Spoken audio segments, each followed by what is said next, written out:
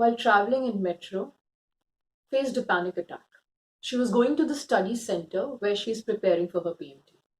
I met her in that compartment as she had a panic attack, had a conversation with her too.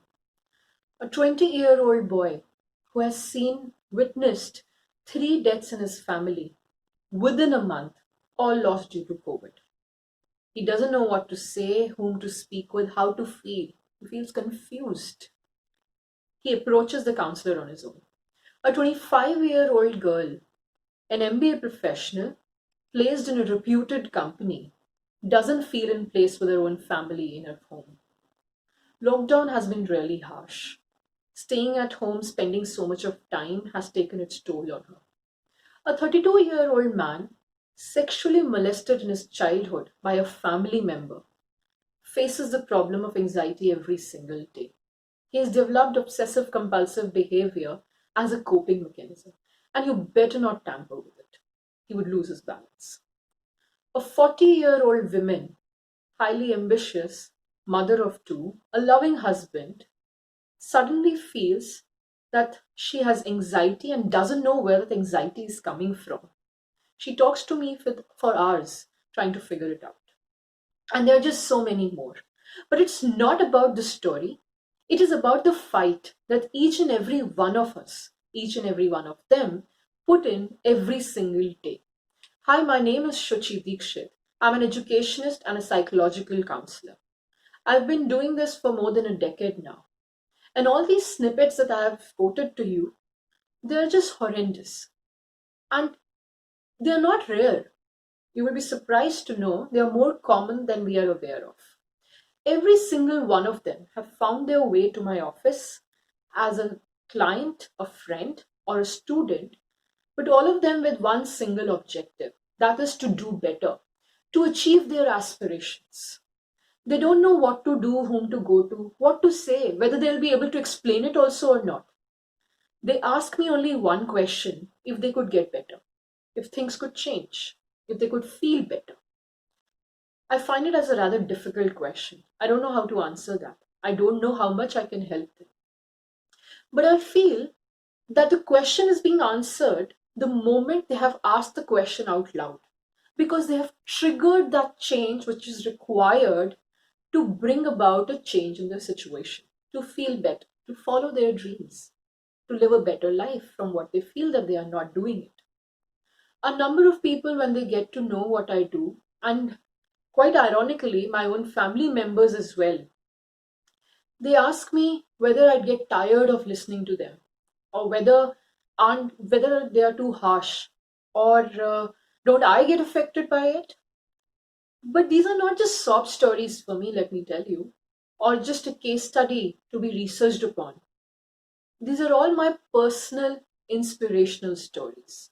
I find hope in them on days when I have none. They all have hope. They all struggle. It is an ongoing process. They all struggle to make it better each and every single day. But the only thing common in all of them is hope, with all of them. Let me step a bit closer to myself. My father passed away when I was 4 years old, and my mother took the responsibility of raising my elder brother and me. I would not downplay the support that my grandparents have played, but my mother had a sole objective to sustain and provide for her family, and her children primarily. I could not imagine how hard her life must have been. More than 30 years have gone by now, and when I look back, I see resilience in each and every single day. How hard it might have been. There must have been self-doubt. There must have been feeling of inadequacy, hopelessness. So many times. But I never saw it because she never complained. I was incompetent to look at her like that at that particular point of time. All I saw was her consistency to do what was required without failing. And today, the only thing I could say to my mother is that thank you, Mom, for not giving up, for keep trying, for keep getting up every single time. And when people even today, they look at me and my elder brother and they say that we look like our father or we sound like him, the only thought that comes to my mind is that yes, of course, we must be. But we're only made of you, Mom, both of us, just you. Let's understand something about human behavior here for a second. In whichever situation that we are, we always choose what seems to be the best possible option.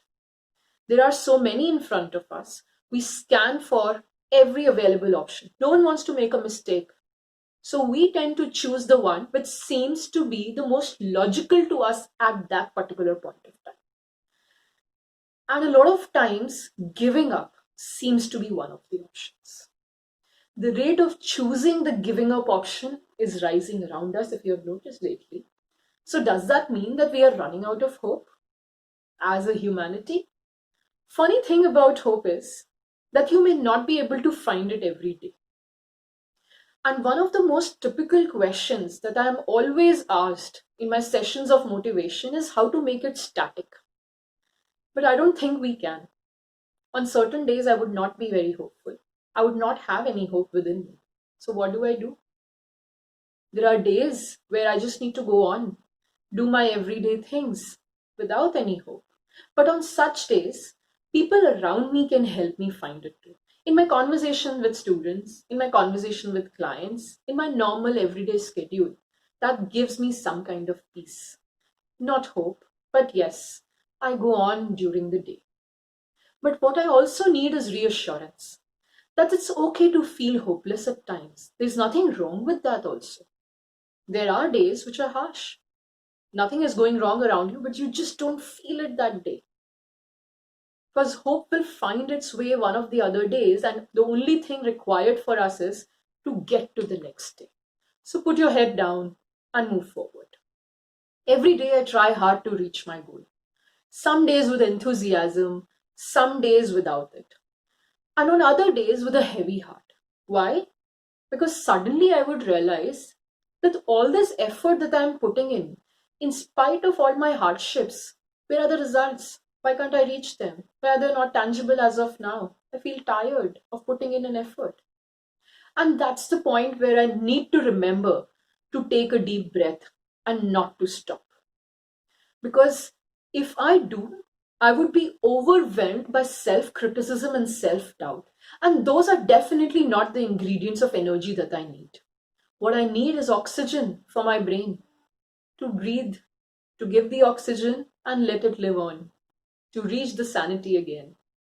Whatever is happening in my life right now is a big deal for me. Happening in your life is a big deal for you. In a psychological first aid for self, I need to first acknowledge where I am and what is happening around me. One question rather, I would rather pose quite again and again to my clients and people who seek counsel is that aren't you jumping to conclusions a bit too fast? Isn't it that you're basing it on certain assumptions that have come out of thin air with no base in reality, with no evidence to support it, with no information to back it up? The next step would be to bring yourself to the present. A very important statement I repeat in my head: we will deal with it when we get there, right? We will deal with it when we get there. There are a number of things that we need to do before we reach there also. Let me give you an example over here. What if that I'm entrusted with the task to climb the Mount Everest, the whole 29,035 feet? That's not an easy task. My first reaction would be no, I cannot. Why? Did anyone say that I need to reach there with one jump? That I need to jump as high as 29,035 feet? No, they said reach there. This making my task unrealistic was all within my head. I made it unrealistic for myself. And so, therefore, I could not find the strength or the ability to be able to reach or achieve that task. What I need to first do is take one step at a time. Make my goals more realistic, and I will find all the strength that I can. Take 1 feet in a day. Who's asking you to jump right onto the top? No one can do that. Not you, not anyone, right? Let me quote an example to you, which is from my own experience and rather funny, though it was not funny when it was happening. On the day I gave birth to my son, I held on to my mother's hands while I was in labor with tears in my eyes. And I said to her, Mom, I cannot do this. I was scared. I had no faith on myself. My mother smiled back at me, and quite mockingly, it felt like that she's saying, "Isn't it a bit too late to be saying that?" And of course, she sort of gave me a reassurance, but she's made sense to me because she gave me a simple logic. She said, "Shuchi, it doesn't matter if you could or could not, because it's going to happen. You already made your choice a long time back." And that is applicable to every single situation. We make a logical decision. We make a decision when we are hopeful, we see dreams, we have aspirations, and we think of a path to be there. And while we are walking on that path, we are clouded by all of this self doubt. And so, therefore, we reach or we put ourselves in the position where we seem incompetent, where everything is unreachable. So I may not be sure of reaching there, but because of the fear of failure, I would not stop walking towards it. Just take your 2 steps for the day, and that's it. We will see how where we reach and if we reach there or not when it is time to test it. So all the snippets that I was talking to you about, that 16-year-old girl becomes a doctor or not, but she is going to put in effort. She's going to study for the exam and she's going to appear in the exam. The 20-year-old boy who could not figure out what to feel or how to feel is going to complete his studies, get a decent job, and live a happy life. And if required, would consult a counselor again. The 25-year-old girl may be uncomfortable with her family, but she will sit on that dinner table every single day trying to make things work. And the one very important thing that she needs is that she has to have acceptance for what she is. She will reach there 1 step at a time. The 32-year-old man will take up hobbies to calm his anxieties. Will learn to control them as well because he's bound to have a future life partner. For him, he wants to change. The 40-year-old woman will take up therapy to remind herself that she's worthy. She's a good mother and a good wife, and she's brilliant at her job as well. These are all stories of resilience and courage to me. We all have such stories in us. But when our brain doesn't get oxygen, we forget. We jump to conclusions, we fabricate assumptions, which forms our beliefs, definitely. We get anxious in the present by thinking about what's going to happen in the future, whether we'll reach there also or not. And finally, we give in to the situation feeling that we have no control over it. But all we had to do was just go on. Just do the 5 things that I'm supposed to do today without feeling any control on where I'm going to reach or not. So, as a psychological first aid for self, you might want to remember not to jump to conclusion. Ask the questions. Know the difference between what is a fact and what is a myth. Test your myths. Test your assumptions on that. Focus on today. Very importantly, focus on what is happening right now. Let me put my presence over here where I am. Fourth, you're not a victim. You're the protagonist of your life. Remember that. As very famous lines by Dylan Thomas goes, do not go gentle into that good night. Rage, rage against the dying of the light. You're the protagonist. Remember that. That's how a protagonist does. They fight. They do not give in that easily. Give it a good fight. It's worth it. I'm sure it is. And finally, and of course, one of the most important, be kind to yourself. Practice forgiveness for yourself. And at times realize that it wasn't even your fault. You need to understand that the way that you forgive others, you need to forgive yourself as well. You make mistakes. You will make more mistakes. But holding yourself accountable for the rest of your life, punishing yourself like that, no, that's not fair. Have some empathy for yourself also. Have some compassion. If you do not have it for yourself, how will you have it for the others? Resilience does not mean that my challenges and hurdles of life have vanished or are invisible to me, but I move on in spite of them. I do live with pain, but I don't forget to live. We keep beating ourselves down through self criticism and discarding our efforts by tagging them as ordinary. But who says only extraordinary requires resilience? Your ordinary is my extraordinary. Fighting and surviving is a part of everyday life. It's important to acknowledge our own efforts. See the aspirations, the inspirations we are finding outside, they're inside us as well.